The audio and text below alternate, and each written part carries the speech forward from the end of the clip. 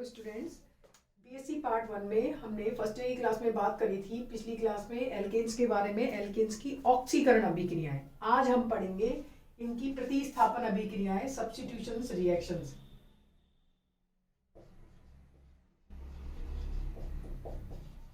Substitutions reactions या प्रतिस्थापन अभिक्रियाएं।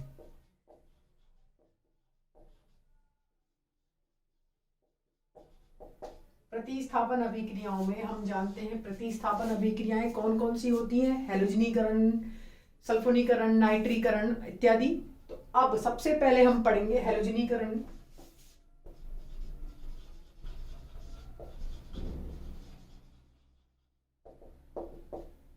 सबसे पहले हम पढ़ेंगे हैलोजनीकरण अभिक्रियाएं। हैलोजनीकरण अभिक्रियाओं में हम अगर बात करें हैलोजेंस की क्रियाशीलता की, तो सबसे अधिक क्रियाशील होता है F2, then Cl2, then Br2 और I2। ये है हैलोजनीकरण में हैलोजेंस की क्रियाशीलता का क्रम एल्केन्स के साथ। और अगर एल्केन्स की बात करें तो एल्केन्स की क्रियाशीलता सबसे अधिक क्रियाशील होती है टर्सरी एल्केन्स, तृतीयक एल्केन, देन सेकेंडरी एल्केन, और सबसे कम क्रियाशील होती है प्राइमरी एल्केन्स। ये हमने बात करी है हैलोजनीकरण अभिक्रियाओं में हैलोजेंस की क्रियाशीलता का क्रम और एल्केन्स की क्रियाशीलता का क्रम। देखो F2 के साथ जो एल्केन्स की अभिक्रियाएं होती हैं वो एक्सप्लोजिव होती हैं, ठीक है। तो इनके साथ अभिक्रिया हम जनरल नहीं दिखाते हैं, लेकिन अगर अभिक्रिया आती है तो ये होती है एक्सप्लोजिव अभिक्रिया। तो सबसे पहले हम बात करेंगे इसलिए टर्सरी CH, सेकेंडरी CH और प्राइमरी CH ग्रुप। अगर बात करें पहली फ्लोरीनीकरण,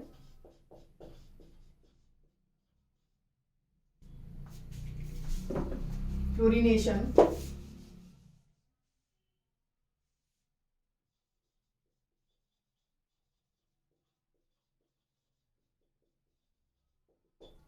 तो फ्लोरीनीकरण अभिक्रियाएं एक्सप्लोजिवली अभिक्रियाएं होती हैं या एक्सप्लोजिव अभिक्रियाएं होती हैं।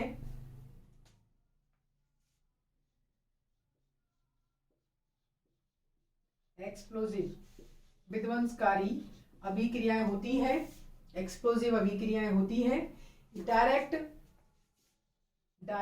F2 अभिक्रिया नहीं करता है, डायरेक्ट F2 अभिक्रिया नहीं करता है। इसमें हम एल्किल आयोडाइड की अभिक्रिया अगर HgF2 मर्करी फ्लोराइड के साथ करते हैं, HgF2 के साथ करते हैं तो हमें एल्किल फ्लोराइड फ्लोरोएल्केन प्राप्त होता है। फ्लोरोएल्केन प्राप्त होता है।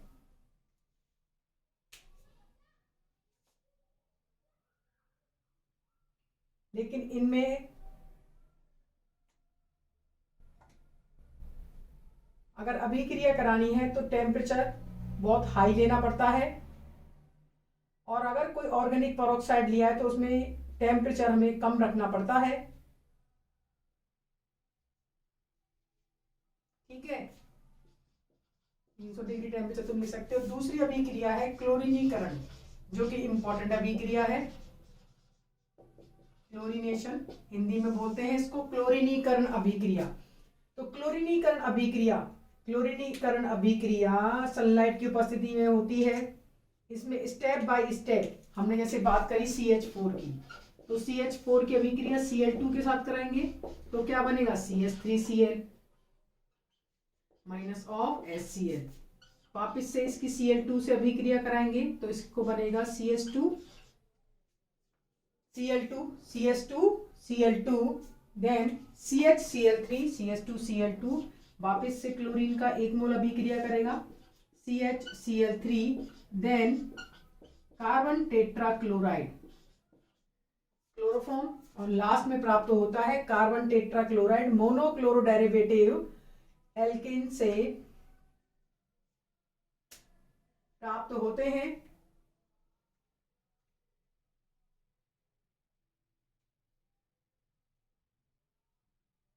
अगर इसकी मैकेनिज्म की बात की जाए तो ये फ्री रेडिकल मैकेनिज्म अभिक्रियाएं देता है। पहले इसको तुम उतार लो। सबसे पहले फ्लोरीनीकरण अभिक्रिया की बात करी थी, वो एक्सप्लोसिव रिएक्शन होती है, डायरेक्ट F2 कभी अभिक्रिया नहीं करता है। जैसे हम इसमें डायरेक्ट Cl2 की अभिक्रिया करा रहे हैं, ऐसे F2 की अभिक्रिया नहीं करा सकते हैं।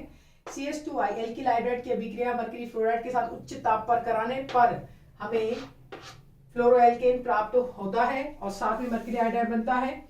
अगर बात करें क्लोरीनीकरण अभिक्रियाओं की, तो क्लोरीनीकरण अभिक्रियाओं में स्टेप बाय स्टेप मोनोक्लोरो व्युत्पन्न से फिर Cl2 पर Cl2 अभिक्रिया करेगा, लास्ट में क्या प्राप्त होता है इससे, कार्बन टेट्रा क्लोराइड। अगर इसकी मैकेनिज्म की बात करें तो ये, अगर इसमें मैकेनिज्म की बात करें तो ये मुक्त मूलक, क्योंकि देखो ये प्रकाश की उपस्थिति में हो रही है, ये क्या होती है, एट द सनलाइट की उपस्थिति में होती है, और सनलाइट की उपस्थिति में होती है तो ये फ्री रेडिकल रिएक्शंस होती है, मुक्त मूलक अभिक्रियाएं होती हैं, फ्री रेडिकल रिएक्शंस होती हैं। हम बात करेंगे इसकी जनरल रिएक्शन की, तो CH4 प्लस Cl2 HNu की उपस्थिति में मोनोक्लोरो उत्पाद देता है, मोनोक्लोरो उत्पाद देता है। अब इसकी बात करेंगे हम क्रियाविधि की।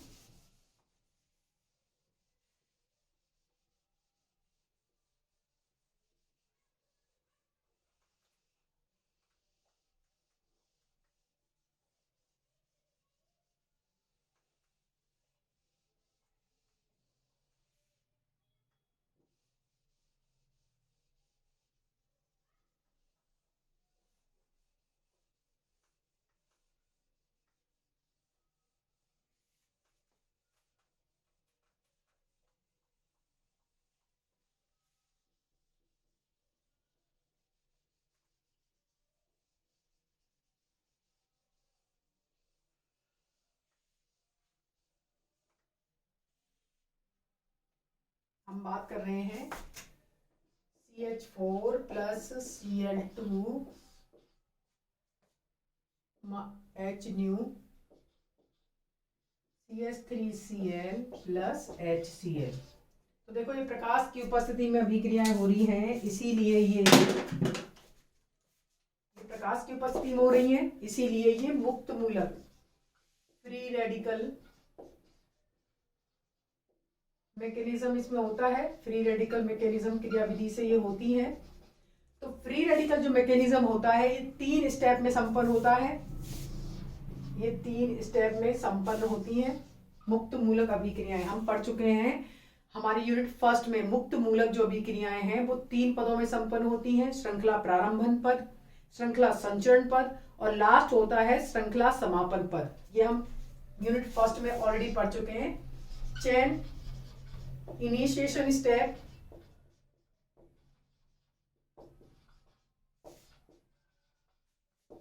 दूसरा होता है chain propagation step,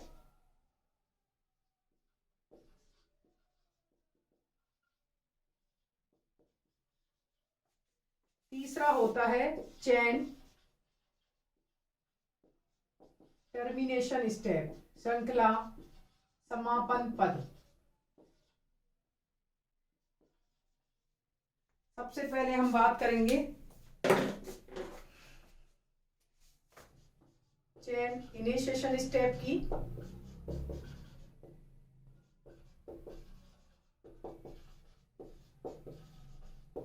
chain initiation step में जो Cl2 है वो प्रकाश की उपस्थिति में, Cl2 प्रकाश की उपस्थिति में 2 Cl रेडिकल, इनमें समान विकर्णन होता है।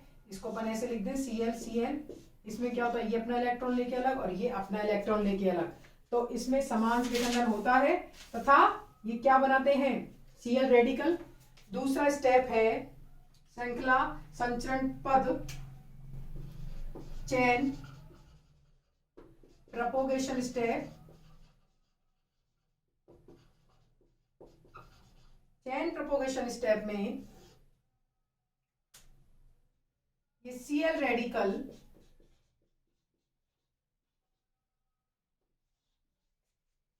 मिलकर CH3 रेडिकल प्लस HCl, इसमें क्या होता है, ये इनमें समान विखंडन होता है और ये CH3 रेडिकल बनाते हैं। ये CH3 रेडिकल और दूसरा Cl रेडिकल मिलके उत्पाद बनाते हैं, CH3Cl बनाते हैं, इसको ऐसे लिखना, प्लस Cl रेडिकल। ये सब हम पढ़ चुके हैं। लास्ट है श्रृंखला समापन पद। श्रृंखला समापन पद में जितने भी मुक्त मूलक बनते हैं वो आपस में फ्यूज हो जाते हैं, टर्मिनेशन स्टेप।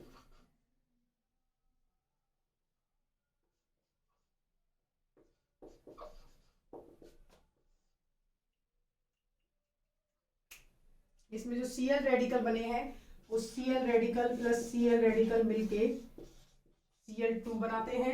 अब CH3 रेडिकल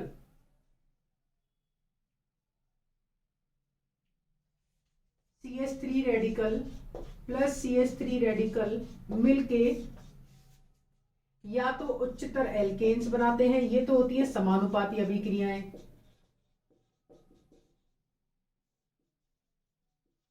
और अगर बात करें बी समानुपाती अभिक्रियाओं की तो CH3 रेडिकल प्लस H और ये CH3 रेडिकल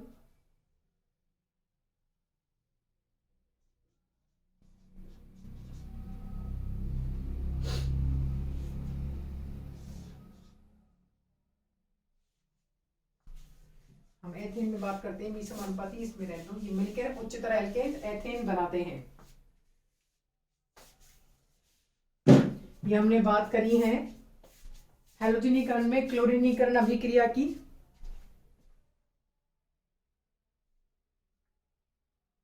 क्लोरीनीकरण अभिक्रिया 3 पदों में संपन्न होती है, क्योंकि ये मुक्त मूलक अभिक्रियाएं हम प्रीवियस लेक्चर्स में पढ़ चुके हैं। यूनिट फर्स्ट में 3 स्टेप में चलती है, chain propagation, chain initiation step, chain propagation and chain termination. श्रृंखला प्रारंभन पद, श्रृंखला संचरण पद और श्रृंखला समापन पद। श्रृंखला समापन पद में जितने भी मुक्त मूलक इन अभिक्रियाओं में बनते हैं वो वापस मिलकर सह उत्पाद बनाते हैं। शुरुआत होती है चेन इनिशिएशन स्टेप से। श्रृंखला प्रारंभन पद से, श्रृंखला प्रारंभन पद में क्या होता है, चेन इनिशिएशन स्टेप में Cl2 जो है वो प्रकाश की उपस्थिति में Cl रेडिकल बनाता है। ये Cl रेडिकल प्रोपोगेशन स्टेप में CH4 के साथ मिलकर CH3 रेडिकल बनाते हैं। ये CH3 रेडिकल Cl2 के साथ मिलकर उत्पाद बनाते हैं। इसका मतलब चेन प्रोपोगेशन स्टेप में हमेशा उत्पाद मिलता है। उत्पाद हमें, प्रोडक्ट हमें किसमें मिलता है, चेन प्रोपोगेशन स्टेप में।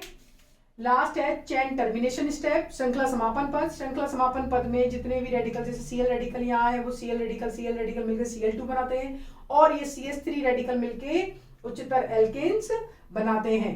ये बात करी हमने क्लोरीनीकरण। नेक्स्ट है ब्रोमीनीकरण अभिक्रिया।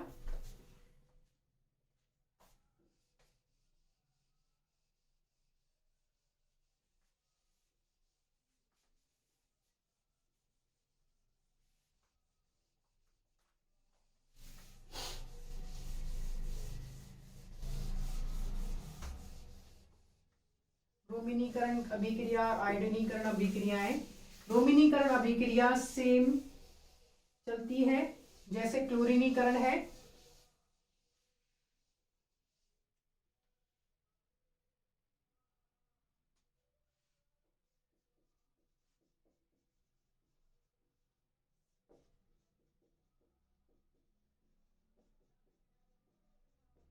Plus HBr। अगर बात करें आयोडीन की तो iodine react with alkenes reversibly, HI जैसे बात करें, ये तो थी ब्रोमीनीकरण अभिक्रिया।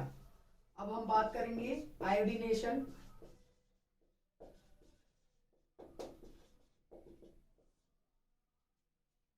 आयोडाइनेशन में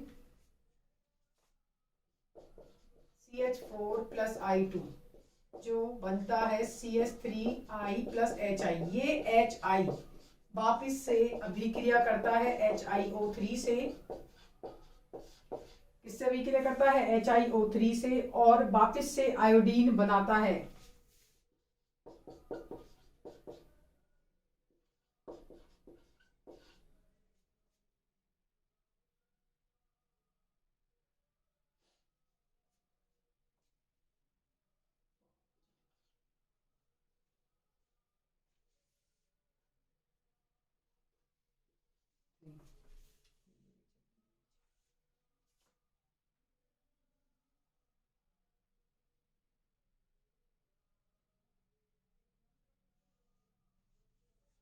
आगे बात समझना है, आयोडिनाइजेशन अभिक्रियाएं जो होती हैं उनमें बनने वाला HI, आयोडीनीकरण अभिक्रियाओं में बनने वाला HI वापस से HiO3 से अभिक्रिया करके आयोडीन बनाता है, फिर ये वापस से मेथेन से अभिक्रिया करता है, और ऐसे ही अभिक्रिया चलती रहती है। ये रिवर्सिबल अभिक्रियाएं होती हैं। ये रिवर्सिबल अभिक्रियाएं होती हैं।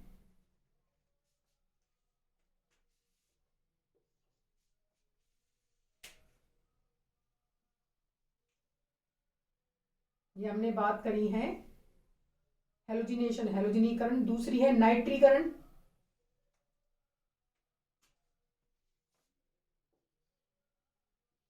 दूसरी है नाइट्रीकरण, नाइट्रेशन, नाइट्रीकरण। नाइट्रीकरण अभिक्रियाएं में एल्केन्स जनरली नाइट्रीकरण अभिक्रिया नहीं देते, लेकिन उच्च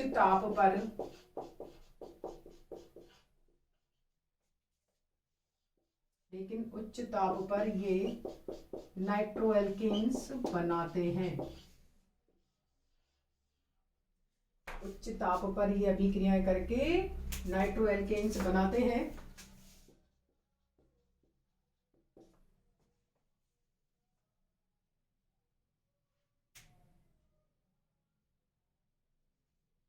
इसमें एल्केन्स हम लेंगे वेपर फेज में, वाष्प अवस्था में।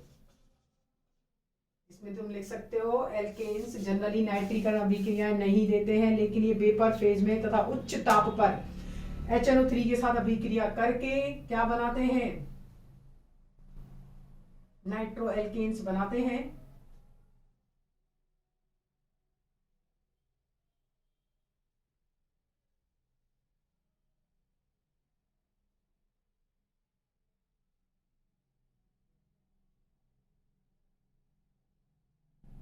अगर हम एग्जाम्पल की बात करें,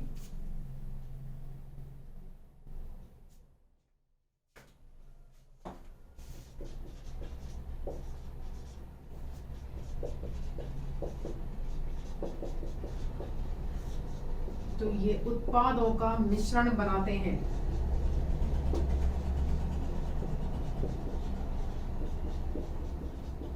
कार्बन कार्बन बॉन्ड क्लीव होकर ये उत्पादों का मिश्रण बनाते हैं। मतलब वन नाइट्रोएथेन तथा नाइट्रोमेथेन बनाते हैं।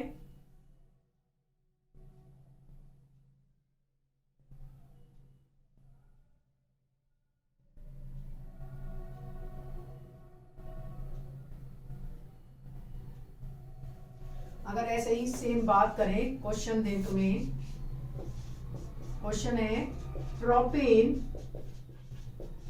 की अभिक्रिया HNO3 के साथ कराने पर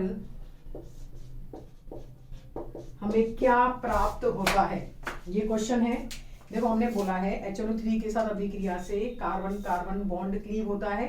अब हमें क्वेश्चन दिया है अगर हम प्रोपेन की अभिक्रिया HNO3 के साथ कराते हैं तो हमें क्या उत्पाद प्राप्त होते हैं? देखो उत्पादों का मिश्रण प्राप्त होगा, क्योंकि हमने देख लिया इसमें अगर हमने मेथेन की जगह एथेन लिया था तो हमें क्या मिला था? नाइट्रोएथेन तथा नाइट्रोमेथेन। अगर बात करें प्रोपेन की, तो प्रोपेन में तो ये NO2 फर्स्ट पोजीशन पे, देखो कितने इसमें उत्पाद प्राप्त होंगे? CH3 CH2 CH2 NO2। देखो ये तो होता है मेन उत्पाद, 1 नाइट्रोप्रोपेन, 1 नाइट्रो प्रोपेन, ये तो है मेन उत्पाद, ठीक है, मेन प्रोडक्ट। अगर बात करें दूसरे की, तो दूसरा उत्पाद इसमें मिलता है CH3CH2 CH3NO2 2 नाइट्रो प्रोपेन, इससे कुछ कम मात्रा में बनता है। तीसरा उत्पाद क्या बन सकता है, नाइट्रोएथेन, वही सेम CH3CH2NO2 नाइट्रोएथेन, और क्या मिलेगा इससे, नाइट्रोमेथेन, नाइट्रोएथेन तथा नाइट्रोमेथेन। ये हमने बात करी है नाइट्रीकरण अभिक्रिया की। तो नाइट्रीकरण अभिक्रिया में एक चीज तुम याद रखना, नाइट्रीकरण अभिक्रियाएं जर्नली एल्केन्स नहीं देते हैं, लेकिन उच्च ताप पर अभिक्रिया कराने पर ये नाइट्रो एल्केन्स देते हैं। नाइट्रो एल्केन्स में अगर मेथेन लिया है, मेथेन का नाइट्रीकरण किया गया है, तो हमें नाइट्रोमेथेन प्राप्त होगा। लेकिन अगर इसमें उच्चतर एल्केन्स लिए गए हैं, जैसे एथेन, प्रोपेन, ब्यूटेन, तो हमें उत्पादों का मिश्रण प्राप्त होता है। उत्पादों का मिश्रण प्राप्त होता है क्योंकि इसमें carbon, single bond carbon, carbon carbon बंध का क्लीव होता है, मतलब टूटता है, कार्बन कार्बन बंध क्लीव होता है। अगर बात करें एथेन के नाइट्रीकरण की, तो एथेन के नाइट्रीकरण में हमें 2 प्रकार के उत्पाद प्राप्त होते हैं, नाइट्रोएथेन तथा नाइट्रोमेथेन। लेकिन अगर प्रोपेन लिया गया है, तो प्रोपेन लिया गया है, इसमें 4 प्रकार के उत्पाद प्राप्त होते हैं। मेन उत्पाद तो इसका 1 नाइट्रो प्रोपेन होता है, लेकिन उसके साथ सह उत्पाद 3 और बनते हैं, 2 नाइट्रो प्रोपेन, नाइट्रोएथेन तथा नाइट्रोमेथेन प्राप्त होता है। ये हमने बात करी है नाइट्रीकरण की। नेक्स्ट क्लास में हम बात करेंगे सल्फोनीकरण की। आज हमने पढ़ा है हेलोजनीकरण। हेलोजनीकरण में हमने पढ़ा था fluorination, bromination, chlorination and iodination. अगर बात करें क्लोरीनीकरण की, तो क्लोरीनीकरण में मुक्त मूलक अभिक्रियाएं होती हैं। ये भी सेम मुक्त मूलक अभिक्रियाएं हैं, ये भी है, ये भी है। लेकिन अगर बात करें मेन क्लोरीनीकरण की, तो क्लोरीनीकरण में उत्पाद हमें स्टेप बाय स्टेप प्राप्त होते हैं। जैसे अगर Cl2 की मेथेन के साथ अभिक्रिया कराई थी, तो हमें प्राप्त हुआ था क्लोरोमेथेन, उसके बाद CH2Cl2 डाइक्लोरो, नेक्स्ट हमें प्राप्त हुआ था क्लोरोफॉर्म और कार्बन टेट्रा क्लोराइड। हमने उसमें मैकेनिज्म की बात करी थी, मुक्त मूलक क्रियाविधि थी। मुक्त मूलक क्रियाविधि 3 स्टेप में कंप्लीट होती है, chain initiation step, chain propagation step and chain termination step.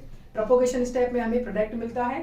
Last थी हमारी नाइट्रीकरण, नाइट्रेशन। नाइट्रीकरण जनरली अभिक्रिया एल्केन्स नहीं देते हैं, लेकिन उच्च ताप पर अभिक्रिया करने पर ये नाइट्रो एल्केन्स देते हैं, और उच्चतर एल्केन्स लेने पर ये उत्पादों का मिश्रण देते हैं। नेक्स्ट क्लास में हम पढ़ेंगे सल्फोनीकरण।